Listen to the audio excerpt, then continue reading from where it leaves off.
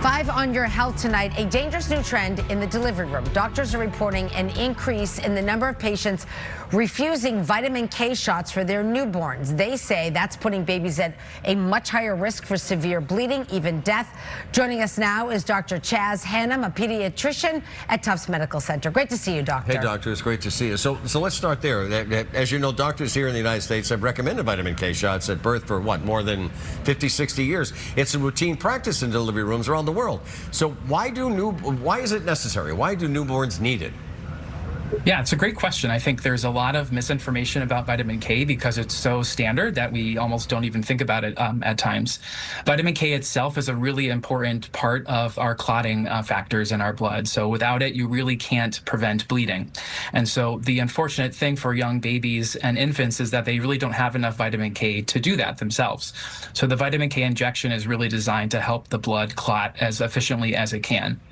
The challenge with newborns is with formula and breastfeeding. Both of them are not a really great source of vitamin K. Right. You really need to get it through the diet. So babies aren't eating solid foods yet, and so really the vitamin K injection is really what we need to do to prevent that bleeding risk. So you've read the reports. Why do you think that more parents in the United States are saying no to this? It's a little hard. I think it's challenging to kind of wrap your mind around it since it is so standard. It's been around for over 60 years. I think the misinformation in the medical system more generally is probably fueling a little bit of that. But we've seen that there's more mistrust in vitamin K even before the pandemic, with a lot of vaccine kind of skepticism came up.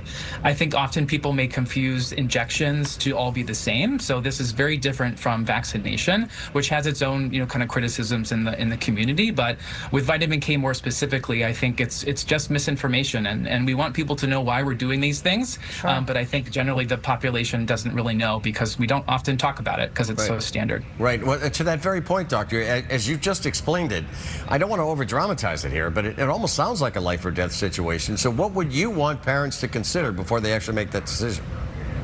Yeah, it's a great question. It is a life or death decision. I think it's not as dramatic as that might sound, but this is one way that we can really prevent death in newborn babies and infants. And I think that's kind of the most straightforward way to put it. And the risk is generally low. Not every baby who doesn't get the vitamin K injection will have this, but we don't really know who's going to be affected. And so if you want to really decrease the risk of your baby dying, the answer is give the vitamin K injection. And so I can't stress that enough, as it is one of the best things that we have that's safe and effective. And 1 in 5 babies with vitamin K deficiency bleeding will likely die, so it is serious if it happens. Dr. So please reduce the risk and ask questions. Okay, Yeah. ask questions. That's the point. Excellent information, doctor. We appreciate it. Thank you so much. Thanks, Dr. Hannum. Yeah, Take care. nice to see you.